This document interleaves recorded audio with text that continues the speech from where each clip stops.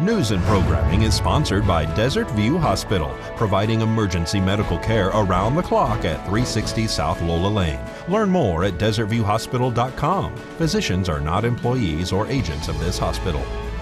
News is also brought to you by J.K. Nelson Law. Call 727-9900 today for your free consultation. If you need a lawyer, you need Nelson.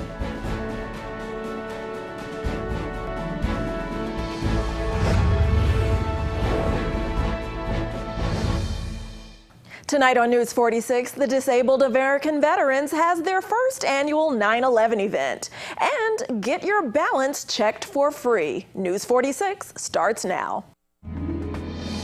You're watching KPVM News 46 with Deanna O'Donnell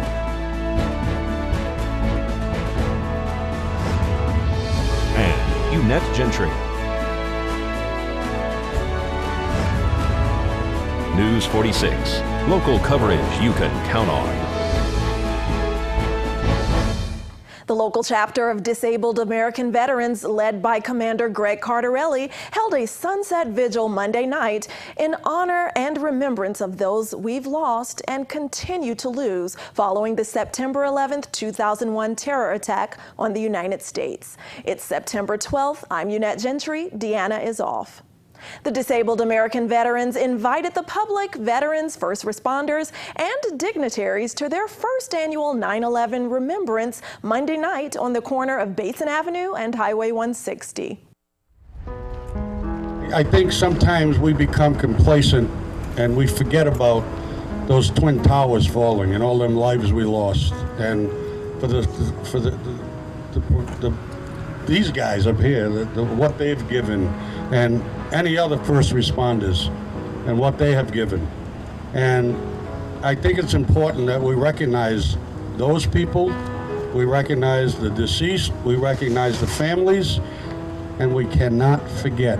When we remember what 9/11 is about, I hope that we recall that some people simply were going about their business that day, whether they were going to work as a firefighter, they were going to work as a police officer, they were simply going to and reporting to their office for a long day's work. There was people still commuting, but they lost their lives. That is something that we can never, ever forget. We must keep it in our hearts and our soul. We have so many things here in the United States to be proud of. And the one thing that we should really be proud of is that we are a nation of diversified people. We are a nation that was put together from different backgrounds, different ideologies, different thoughts, and it makes us stronger, just as it did on 9/11. Instead of cowering in the streets the way those people thought we would, we stood up as a nation. On that fateful day of September 11, 2001, I was working a relatively safe job here in Pahrump at a business, and like all of you who remember what you did that very moment in time, I remember what I did. I stopped working and I watched television, and I watched it and I watched it for days on end. And it brought back some memories that I had gathered as a teenager. It brought back specifically two things in the Star-Spangled Banner, which we heard earlier.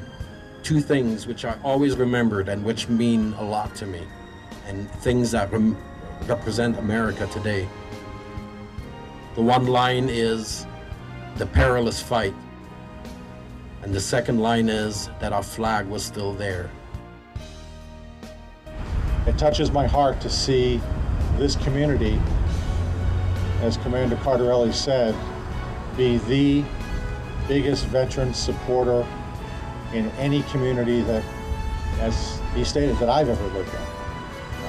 My wife and I are here for the duration as well, and we just look forward to this becoming bigger and better every year. And to all my brothers and sisters, I salute you. The night County Sheriff's Office is warning the public to be aware of a scam that's been around for years but is now back in our area. It goes like this. Your phone is ringing, you glance at it, and you see your own name and number. You answer it, and a recording says that your phone has been hacked. Please enter your password or the last 4 digits of your Social Security number. Police say someone has spoofed your number and is trying to get your password.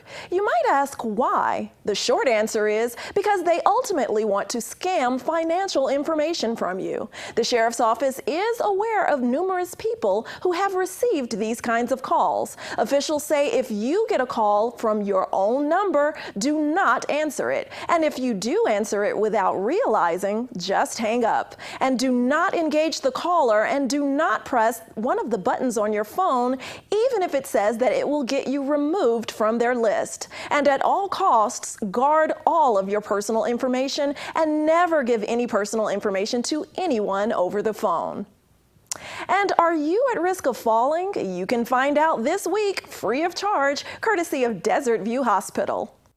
Our outpatient is on 372.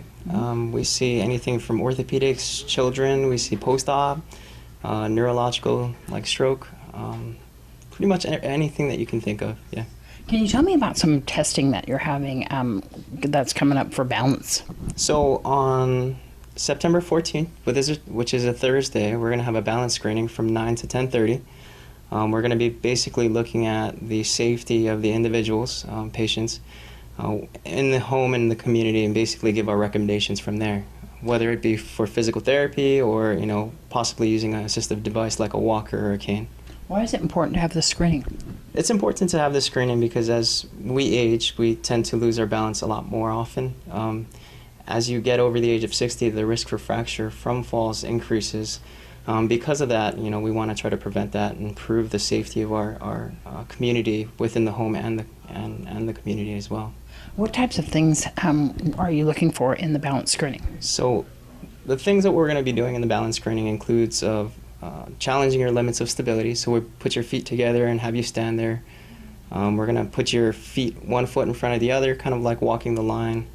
And then we could also do single leg testing and then eyes closed to basically try to challenge your balance centers. Do people not know if they're at risk for fall?